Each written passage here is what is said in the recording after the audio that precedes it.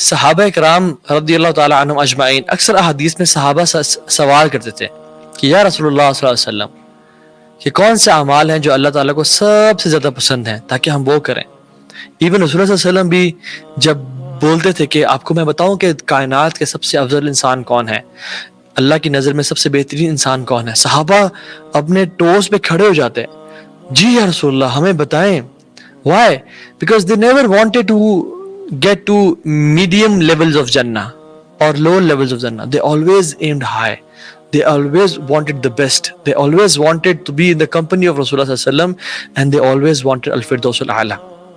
اور یہ this should be a attitude of a believer. This should be the motivation of a believer.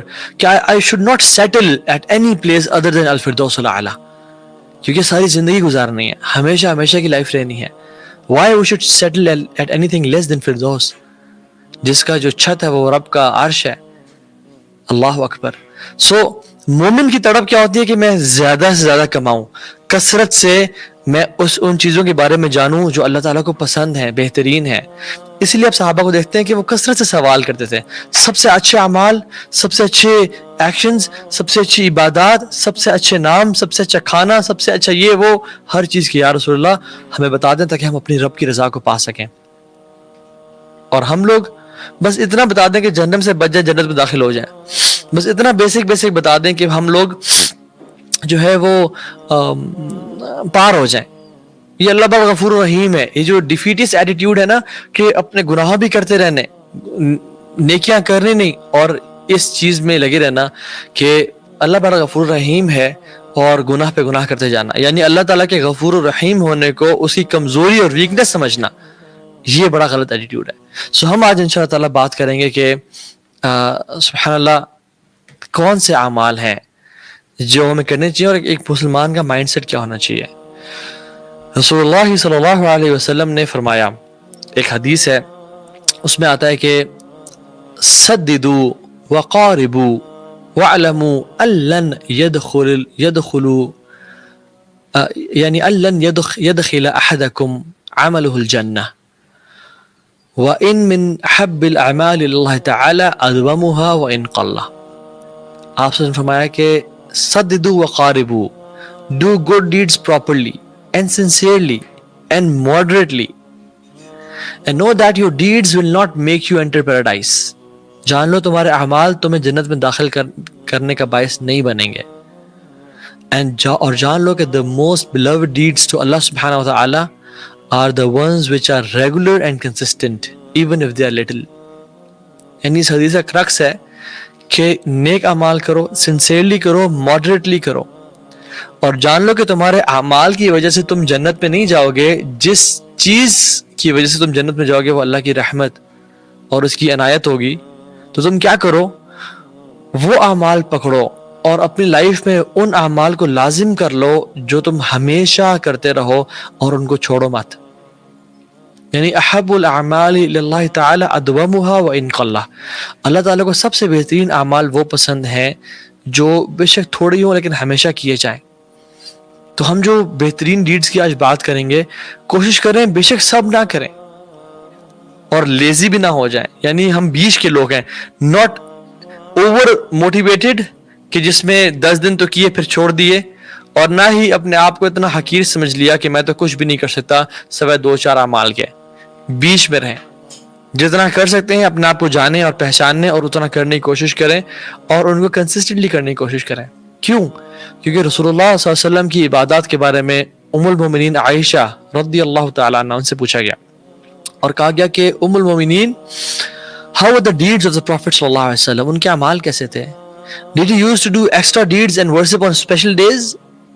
کیا وہ بہت زیادہ اپنے آپ کو پش کرتے تھے کچھ, یعنی جمعے کو یا منڈے اور تھرسڈیز کو؟ نہیں. She said no, but his deeds were regular and constant. کہا کہ ان کی جو ڈیڈس تھی نا وہ ریگولر تھیں. ہاں ایکسیپشنز آر آلویز دیر, کہ رمضان میں وہ رات کو جاگتے تھے اور وہ سارا حساب کتاب, حج کے پہلے 10 دن وہ ایگزرٹ کرتے تھے, لیکن جو ان کے باقی 11 مہینے یا اس سے تھوڑے کم وہ کس طرح کے تھے؟ ہمارا گراف پتہ کیا ہوتا ہے, رمضان میں ایسے پیک پہ گئے پھر ایسے اتنا برا گرے کہ پھر اٹھے ہی نہ, اور پھر حج کے 10 دنوں میں کچھ اوپر گئے پھر گرے کہ اگر رمضان تک اٹھے ہی نہ. لیکن رسول اللہ صلی اللہ علیہ وسلم کا ایک ہائی لیول آف عبادات ود کنسسٹنسی اور رمضان میں مزید بڑھ جانا ان کا یہ ہوتا تھا، اور وہ رسول اللہ صلی اللہ علیہ وسلم تھے. ہم لوگ بھی اپنا دیکھیں کہ ہم بھی جتنے ایکشنز کر سکتے ہیں وہ ہم مینٹین کریں اور رمضان میں یہ تھوڑا بڑھا دیں. تو انہوں نے کہا کہ no but his deeds were regular and constant. اور پھر کیا کہا کہ and who among you is able to do what the Prophet صلی اللہ علیہ وسلم was able to do in worshipping Allah سبحانہ و تعالیٰ. تم لوگوں میں سے کون ہے جو وہ کر سکتا ہے جو رسول اللہ صلی اللہ علیہ وسلم کیا کرتے تھے. یعنی آپ صلی اللہ علیہ وسلم تو راتوں کو تہجد میں کھڑے ہوتے اور اتنا لمبا کھڑے ہوتے کہ ان کے پاؤں سوج جاتے. 1.5-2 گھنٹے کی تراویح سے یا عبادت سے پاؤں نہیں سوجتے. ہم بھی کھڑے ہوتے ہیں رمضان میں جس دن کوئی لمبی صورت پڑی جائے تو. یہ تقریباً 3 سے 4 گھنٹے کی تہجد اور اس میں کانسٹنٹ کھڑا ہونا اور اللہ کی حمد و ثنا بیان کرنے سے ہی پاؤں سوجتے ہیں. اور ان کے جو he was a commandant, he was a father, he was a husband, he was a qazi, he was everything of Medina. Yet he used to strive in the ibadah of Allah subhanahu wa ta'ala. صحیح بخاری اور صحیح مسلم کی حدیث ہے، اللہ کے نبی صلی اللہ علیہ وسلم فرمایا کہ the supplication of the one of you will be answered as long as he is not hasty and impatient. تو میں سے ہر بندے کی دعا قبول ہوگی لازمی جب تک وہ جلد باز یا امپیشنٹ بے صبرا نہیں ہو جائے گا اور وہ کہے کہ میں تو اتنے عرصے سے دعا کرتا جا رہا ہوں لیکن آج تک آنسر نہیں ہوئی. and he despairs and abandons the supplication. یعنی وہ اسے ہار مان جاتا ہے اور اس دعا کو ترک کر دیتا ہے. حالانکہ ہونا کیا ہوتا ہے کہ اس کی دعا کی قبولیت میں کچھ دن، کچھ ایام، کچھ ساعات، کچھ گھنٹے رہ گئے ہوتے ہیں، لیکن وہ ہار مان جاتا ہے اور کہتا ہے کہ میری تو دعا کبھی قبول ہی نہیں ہوتی. یعنی میں اتنے عرصے سے دعا کر رہا ہوں اور ایک قبول ہی نہیں ہوگی. اللہ سبحانہ تعالیٰ کسی بے صبرے کی یا ہیسٹی کی اس میں کرکس کیا. یہ میں حدیث یہاں پہ کیوں لایا ہوں؟ کیونکہ بی کنسسٹنٹ ان یور عبادات. You're not asking Allah subhanahu wa ta'ala for that thing only, but you're asking Allah subhanahu wa ta'ala for good deeds and actions, for نیک اعمال. مطلب دعا کا مقصد صرف چیز کو حاصل کرنا نہیں ہے، دعا کا مقصد زیادہ بڑا یہ ہے کہ میں اپنے رب سے تعلق کو مینٹین رکھوں.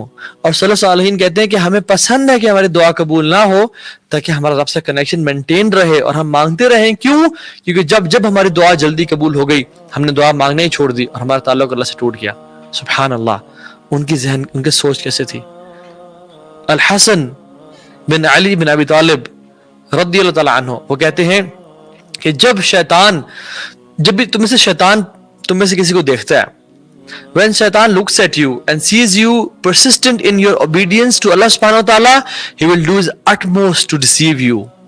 If he sees you that you are still persistent, he'll give up on you and he'll leave you. He'll give up on you and leave you. However, if he sees that you're altering between this and that, then he will have hope in you.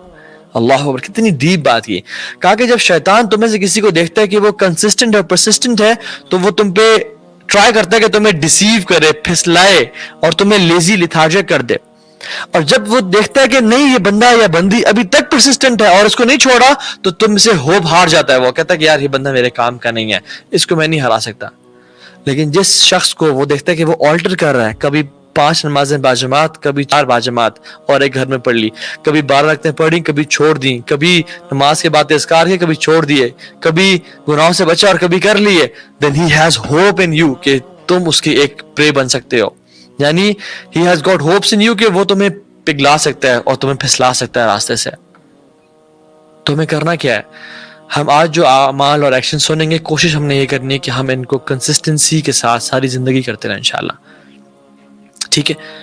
ایک حدیث میں 3 deeds کتھے بتائی گئی ہیں اور آپ صلی اللہ علیہ وسلم سے پوچھا گیا کہ سب سے بہترین اعمال کون سے ہیں. رسول اللہ صلی اللہ علیہ وسلم فرمایا کہ the most beloved deeds to Allah subhanahu wa ta'ala is faith in Allah, اللہ پہ ایمان لانا, and then maintaining good relations with your kith and kin, اپنے رشتہ داروں سے اچھے تعلق قائم کرنا, مینٹین رکھنا, and then enjoining good and forbidding evil, نیکی کا حکم دینا اور برائی سے روکنا. یعنی اس میں رسول اللہ صلی اللہ علیہ وسلم نے 3 بہترین ایکشنز بتائے ہیں. اور یہ کیوں بتائے؟ کیونکہ جو شخص پوچھ رہا تھا وہ نان مسلم تھا اور اس نے سب سے پہلے سوال کیا کہ کیا آپ اپنے آپ کو امیجن کرتے ہیں کہ آپ اللہ کے رسول ہیں؟ تو انہوں نے کہا جی میں اللہ کا رسول ہوں. اور پھر اس نے پوچھا کہ اللہ تعالیٰ کو سب سے بہترین اعمال کون سے لگتے ہیں؟ تو اس لیے آپ نے فرمایا کہ اللہ پہ ایمان لانا. کیوں؟ کیونکہ ہم لوگ جو اکثر سوچتے ہیں نا کہ دیکھیں جی وہ جوز بھی ٹھیک ہے جنت میں جائیں گے، کرسچنز بھی جائیں گے، مسلمان بھی جائیں گے، ہندو بھی جائیں گے، سب اللہ سے جوڑنے کے راستے ہیں. یہ بہت بہت بڑی فیلسی ہے، بہت فیک کانسیپٹ ہے. قرآن میں کلیئرلی آتا ہے وَمَن يَبْتَغِي غَيْرَ الْإِسْلَامِ دِينًا فَلَن يُقْبَلَ مِنْهُ وَهُوَ فِي الْآخِرَةِ مِنَ الْخَاسِرِينَ. کہ جس نے اسلام کے علاوہ کوئی دین کو پریفر کیا، چوز کیا، آنر کیا، اس کو چاہا اپنے لیے، فَلَن يُقْبَلَ مِنْهُ. آپ کھول کے ترجمہ پڑھ لیں اگر آپ کو شک ہے کہ میں غلط ترجمہ کر رہا ہوں گا، کسی بھی قرآن کو کھول کسی کا ترجمہ پڑھ لیں. وَمَن يَبْتَغِي غَيْرَ الْإِسْلَامِ دِينًا فَلَن يُقْبَلَ مِنْهُ. وہ اسلام کے علاوہ کسی اور دین کو پریفر کرے گا، چوز کرے گا، اس کو سلیکٹ کرے گا، اسے قبول کچھ نہیں کیا جائے گا. وَهُوَ فِي الْآخِرَةِ مِنَ الْخَاسِرِينَ. اور وہ آخرت میں خسارہ پانے والے میں سے ہو جائے گا، لوزرز میں سے ہو جائے گا. کیوں؟ ایک اور جگہ تھا قرآن میں ان الدین عند اللہ الاسلام، بے شک دین جو ہے وہ اللہ کی نظر میں اسلام ہی ہے. پورا اگر قرآن آپ کھول کے دیکھیں تو سمجھ ہی آتی ہے کہ جو اللہ پہ، رسولوں پہ، کتاب پہ، اللہ کے نبی پہ ایمان لے کے آیا وہی تو کامیاب ہے، اس کے علاوہ کوئی انسان کامیاب نہیں ہے. ہاں ایک دو آیات میں آتا ہے کہ جو اللہ پہ آخر دن پہ ایمان لے کے آیا، چاہے وہ یہودی یا نصاری ہو، وہ جو ہے نا وہ پار ہو جائے گا.